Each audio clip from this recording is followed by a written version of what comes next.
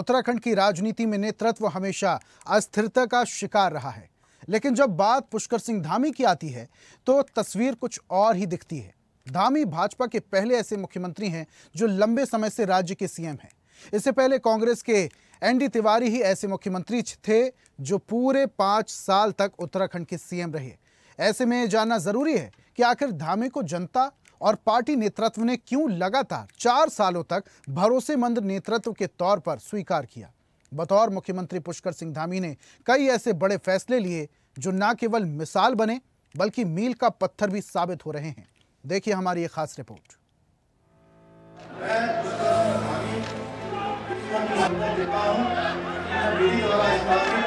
भारत के संविधान के प्रति सच्ची श्रद्धा और निष्ठा रखूंगा। 4 जुलाई 2021 वो दिन जब भाजपा नेतृत्व ने उत्तराखंड की कमान युवा नेता पुष्कर सिंह धामी को सौंपी। उस समय राज्य में राजनीतिक अस्थिरता थी, लेकिन जैसे ही धामी ने कमान संभाली, उन्होंने न सिर्फ माहौल बदला बल्कि जन भावनाओं को भी अपने पक्ष में मोड़ दिया।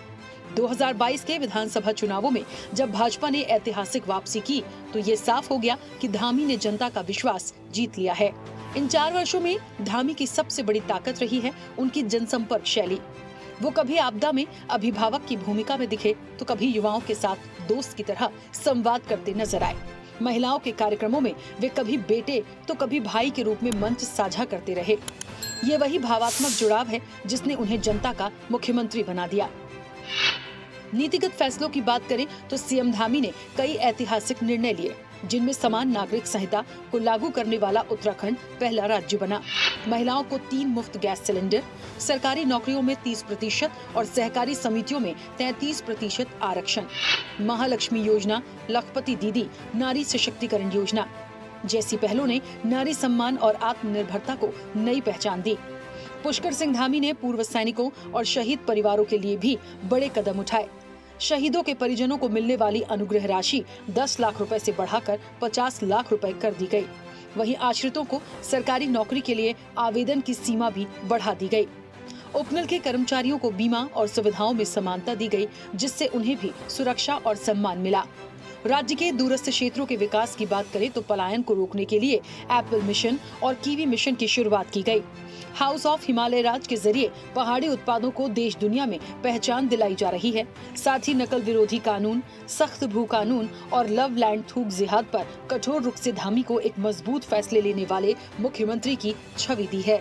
उत्तराखंड के अंदर हो या देश के अंदर ये समस्या बहुत गंभीर समस्या रही है और सभी राज्य इसके लिए चिंतित हैं। हमने उत्तराखंड के अंदर सख्त नकल विरोधी कानून बना दिया है और इसके बनने से पूरी तरह से जिस प्रकार का ये सख्त कानून है, आने वाले समय में अब इस प्रकार की समस्या पेपर लीक होना, नकल होना, पेन ड्राइव पर नकल करना, ये सब काम रुकेंगे और उत्तराखंड ने बनाया है। धीरे धीरे सभी राज्य इसको बना रहे हैं।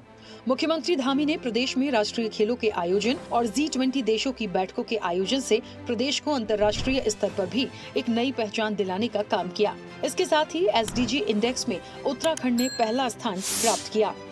हमारे पूरे उत्तराखंड का जो यहाँ की संस्कृति है, यहाँ का परिवेश है, यहाँ के हमारे परंपरागत रूप से होने वाली कृषि है, महिला सशक्तिकरण के क्षेत्र में, अन्य क्षेत्रों में जिम कार्बेट है और सभी चीजें हमारी जो निश्चित रूप से वो ग्लोबल होंगी, पूरी दुनिया के अंदर जाएंगी और उत्तराखंड को लोग समझेंगे। उत्तराखंड की तरक्की के लिए भी ये एक बड़ा पायदान होगा।